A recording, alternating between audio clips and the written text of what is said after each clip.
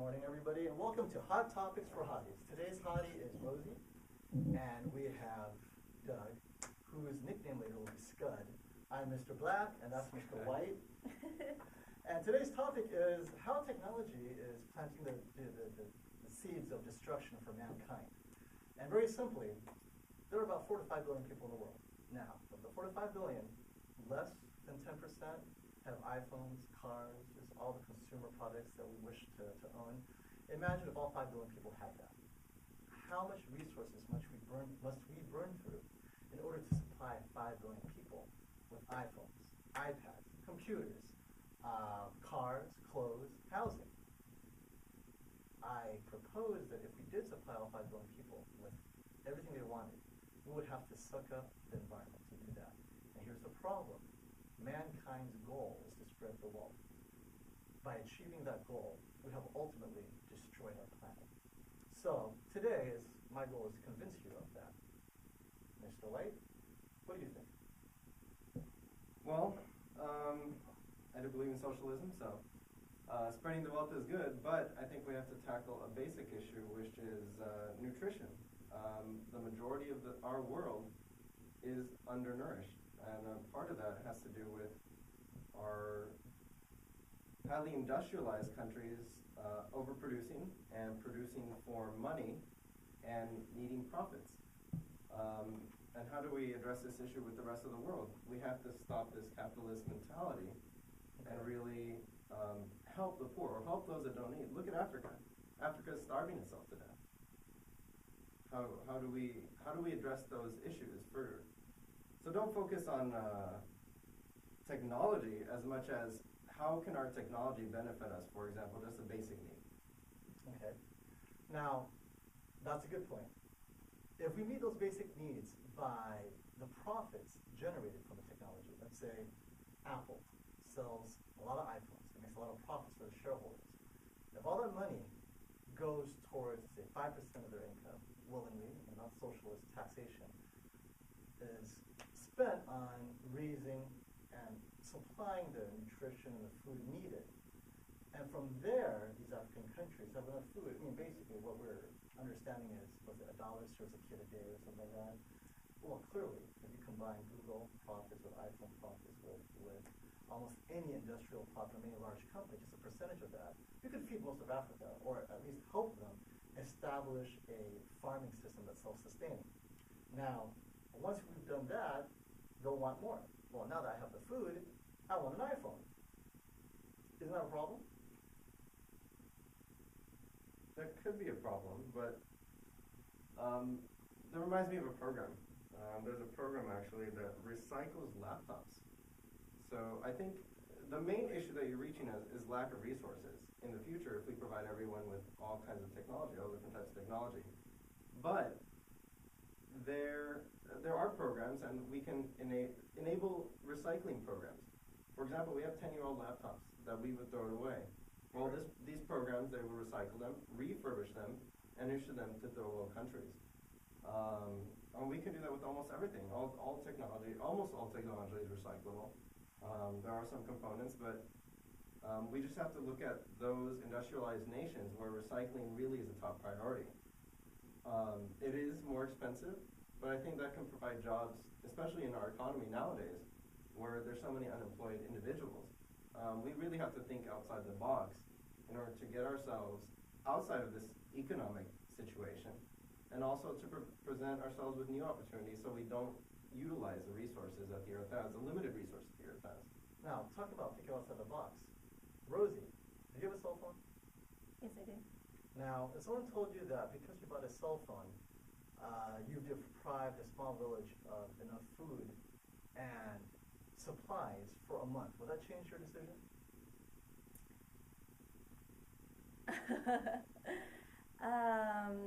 It would, but I think what's more important is that a lot of business models are changing, or a lot of businesses are changing their business models, trying to focus on sustainability.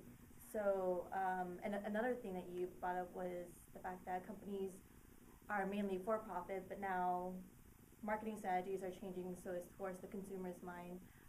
What do the consumers want? How do the consumers think? So I guess will be more important is for me to find a company that focuses on sustainability. And that's the thing. If I tell you sustainability is an illusion, meaning that anytime you produce a product, it's impossible to make it sustainable.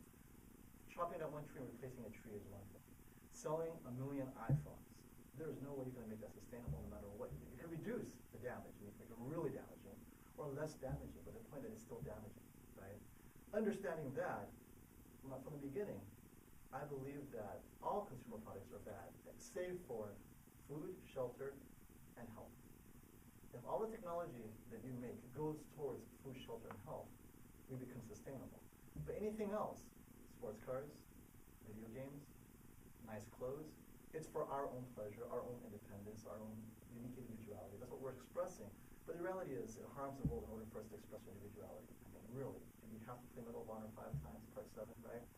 But for them to produce that, how many computers must they run? How many generators must they have?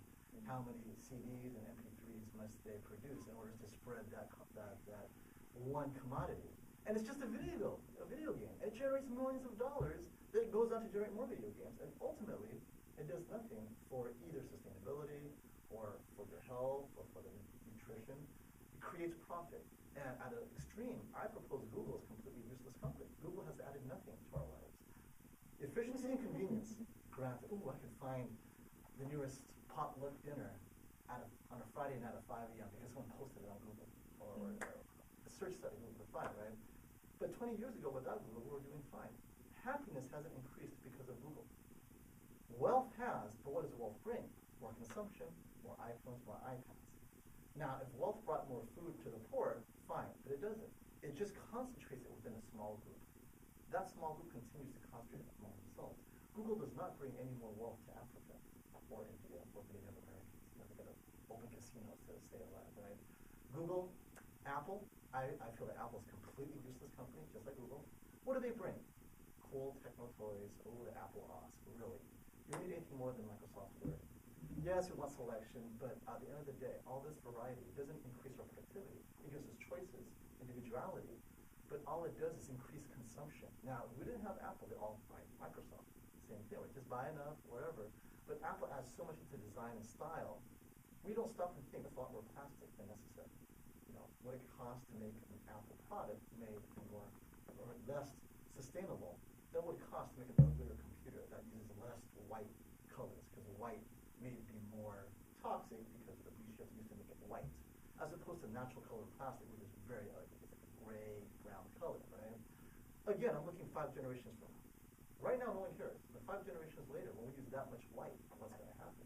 Because the color white has always been more toxic than any other color. It requires more energy to make white. So, Mr. Black, what you're saying, go back to the caveman days, is the spread of technology will not benefit mankind because of the resources. Yes. But look at education. If we can put, say, an iPad in front of a child in Africa whose future may have otherwise been completely undetermined with regards to any kind of technological advancement, meaning that individual, because he was never given technology, he will go hungry the rest of his life. He will not be able to advance from a knowledge perspective. Okay, this iPad is bringing this child the ability to read, the ability to learn, the ability to reason, interact with the outside world. Who knows who this individual is going to become, right? For all we know, this individual may create a technology whereby electricity can be produced at a fraction of the cost it currently is. We may no longer need coal power plants, nuclear power plants, anything. a really good point. Education. But can education be spread without the overuse of technology? The iPad, does every child need to have an iPad? How about a large screen that's powered to teach 10 children, rather than each children have an iPad, they can interact with a large screen. But you're right, if technology could improve the education of a third world child, allowing him to be more savvy, it's a double-edged sword. On the one hand, he can create something productive. On the other hand, it can be completely destructive. He could be the top video game programmer in the world, which helps nobody. Helps him, makes him richer. He may even bring the wealth back to his village. Or he may spend all the money on a Rolls Royce and help nobody. There's no guarantee, but, well, let's take it this way. The Bushmen of Africa are completely happy because they are hunters-gatherers. They live in a part of Africa where there's plentiful food, so they're just gathering all the time. They have no technology, they're always singing, they're always gathering. Okay.